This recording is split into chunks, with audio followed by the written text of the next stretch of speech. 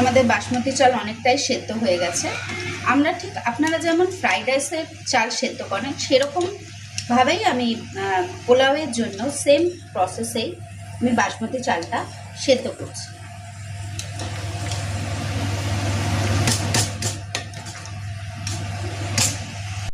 পোলাওয়ের জন্য আমি নিয়ে নিয়েছি আদা বাটা, অল্প গ্রেট করে নেওয়া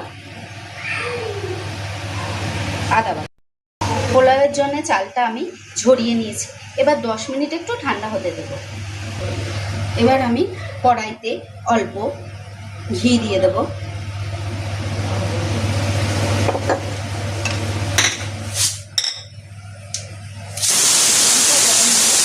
আমি দেব গোটা গরম মশলা,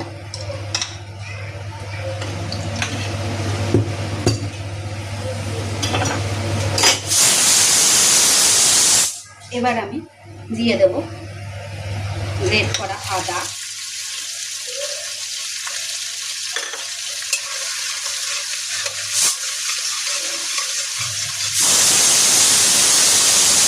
আদাটা এবার ফ্রাই হয়ে গেলে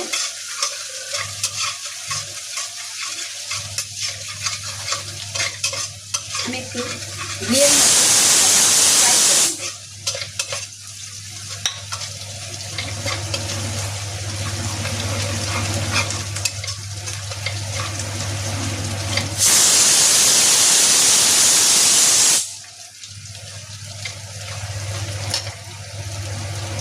এবার আমি দিয়ে দেবো কাজু কিশমিশ,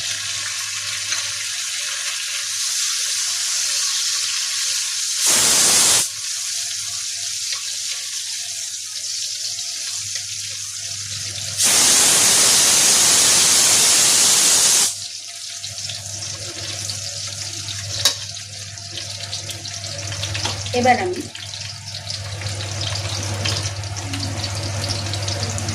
জল ঝরানো বাসমতি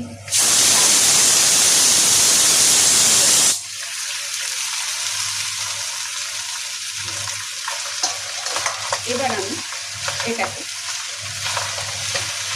একটু নেড়ে নেব। তারপর আমি দেব এখানে প্রয়োজন মতো নুন,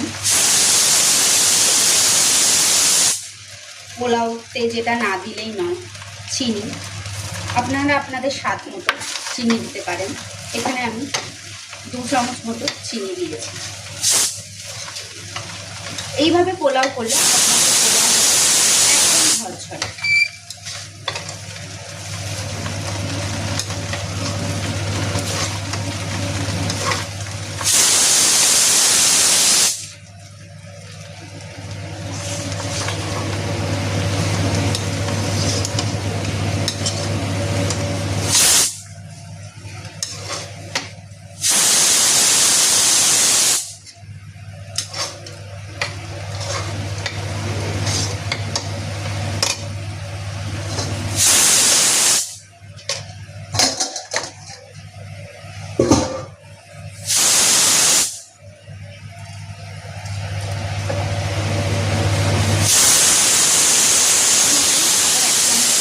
করলাম আর দিয়ে দিলাম আরও একটু ঘি।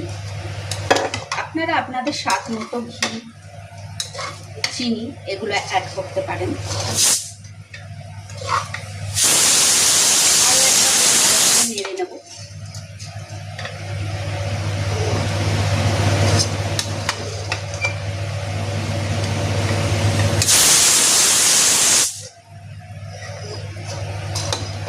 এভাবে করলে তৈরি ঝরঝরে বাসমতি পোলাও, যা খেতেও হবে সুস্বাদু